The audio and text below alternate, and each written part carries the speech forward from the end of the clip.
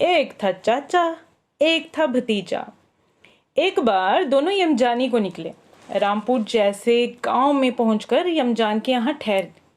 यमजान ने आदर सम्मान किया और पुरोहित महाराज को लड्डू बनाने को कहा। चाचा भतीजा ने बाटियां सेककर चूरमा बनाया और उसके बनाए लड्डू, जो बने 5। अब चाचा भतीजा दोनों सोच में पड़ गए कि इसको दो के बीच बांटे तो बांटे कैसे। लड्डू को तोड़कर हिस्सा करना किसी को पसंद नहीं आया। आखिरकार चाचा भतीजा ने ये तय किया कि हम चुप बैठेंगे। जो पहले बोला सो 2 खाए और जो ना बोला वो 3 खाए। चाचा भतीजा दोनों बिना कुछ बोले चुपचाप लंबी तान के सो गए।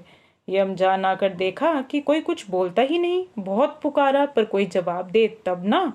सब कहने लगे कि क्या मालूम सांप वाप ने काट लिया हो या फिर मर गए हों।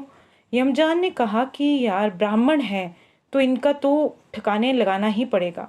सब लोग इनको ठिकाने लगाने के बारे में बात कर रहे थे और ये दोनों चुपचाप सुन रहे थे। क्या भी करते, कोई बोलने को तैयार ही नहीं था। बस मन में कहने लगे, अरे ये क्या हो गया। परंतु बोले कौन? बोलेंगे तो 2 ही लड्डू मिलेंगे। गांव के लोग जमा हुए और अर्थी तैयार की गई। चाचा भतीजा को कसकर बांधा, परंतु दोनों में से एक भी ना बोला, जैसे वे सचमुच की लाश हों। राम नाम कहते हुए सभी उन दोनों को शमशान ले गए। उन दोनों को शमशान के चिता के ऊपर रख दिया। केवल 5 लोग वहां खड़े रहे और बाकी के लोग नदी के किनारे चले गए। यमजान बेचारे ने घास सुलगाई और ओम ओम कहते हुए चिता में आग रखी। चाचा मन में सोचता है, मरे तो कोई बात नहीं, मगर लड्डू 2 नहीं खाने, खाए तो 3, नहीं तो कुछ नहीं। भतीजे ने सोचा, यार 3 लड्डू के चक्कर में मर गए तो जिंदगी से ही हाथ धो बैठेंगे।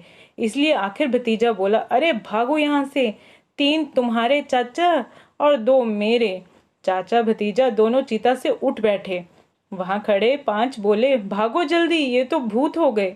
पांचों वहां से भाग निकले। चाचा भतीजा दौड़ते हुए यमजान के बाड़े में जाकर लड्डू खाने बैठ गए। 3 चाचा ने खाए और 2 भतीजा ने।